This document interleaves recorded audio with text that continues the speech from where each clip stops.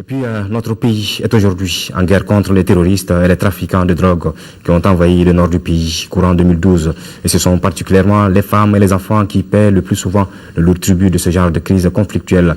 Nous vous proposons ce soir les témoignages inédits de 3 femmes qui ont été victimes de la barbarie des criminels qui ont envahi le septentrion de notre pays. La guerre, mon quotidien, un dossier signé Nyanya Aliou Traoré. Je suis Fama Walet Idal, je viens de Kidal. Moi, c'est Madame Sissé Adassara, je viens de la région de Gao. C'est Traoré Leila Duko de Tombouctou.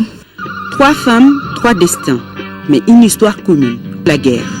Ces dames ont souffert de l'occupation de leur localité par les terroristes et autres groupes armés. Personne n'est en sécurité dans une guerre. Surtout que ce n'est pas une guerre que nous avons connue. Nous avons connu plusieurs rébellions, mais pas celle-ci. Elle nous dérange, nous les femmes, parce qu'on n'a aucune liberté. On n'a pas de liberté de mouvement ni de choses. Bon.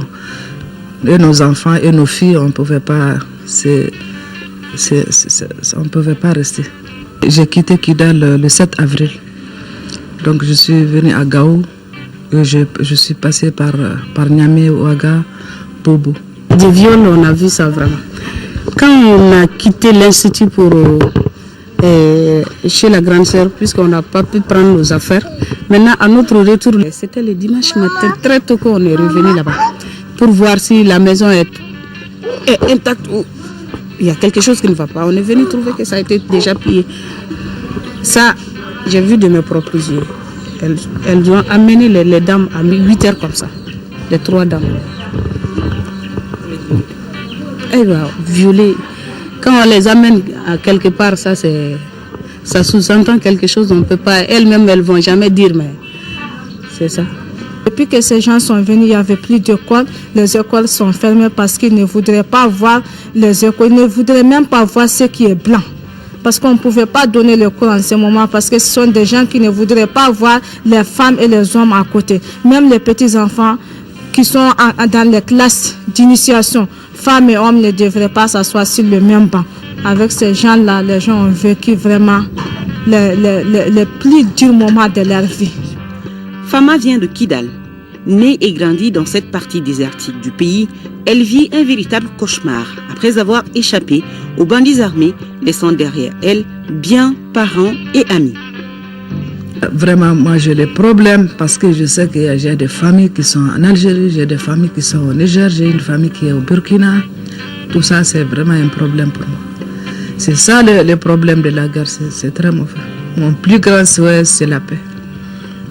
C'est faire la paix avec le... Les nuits de Ada et Bintou sont longues et interminables. Comme engouffrées dans un tunnel sans fin, elles cherchent désespérément la porte de sortie sans y parvenir. Elles sont insomniaques depuis qu'elles ont quitté leur ville natale, Gao. À Gao, ça n'allait pas. Et ce qu'on a vu à Gao, c'était devenu un film pour nous.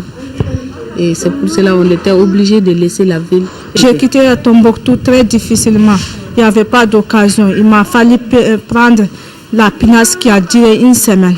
Tombouctou, mon petit, j'ai fait 1 semaine sur le fleuve.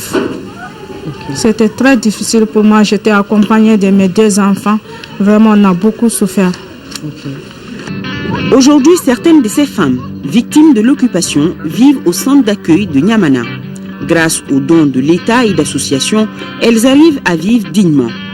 Nos interlocutrices pensent que les actes de barbarie qui ont été commis dans leur région ne doivent pas rester impunis. Pourtant, déclarent-elles, l'heure est au pardon. Moi, je leur dirais seulement il faut faire la paix. La paix, c'est plus que tout. Ces femmes que nous avons rencontrées comptent retourner un jour dans leur ville quand la paix et la sécurité seront établies. Pour le moment, elles ont peur de tenter une telle aventure. Aujourd'hui, on souhaite le retour de la paix totale. On veut que les kamikazes ou les attentats de suicide, vraiment ça nous fait peur aujourd'hui. C'est ça qui nous fait peur. La vie à Bamako aujourd'hui, on peut dire que par la grâce de Dieu, ça va. Mais comme chacun de nous le sait, chacun est roi chez lui. On a reçu des dons, des aides, on a tout reçu à Bamako. Mais ce qu'on a voulu souhaiter, c'est de retourner chez nous.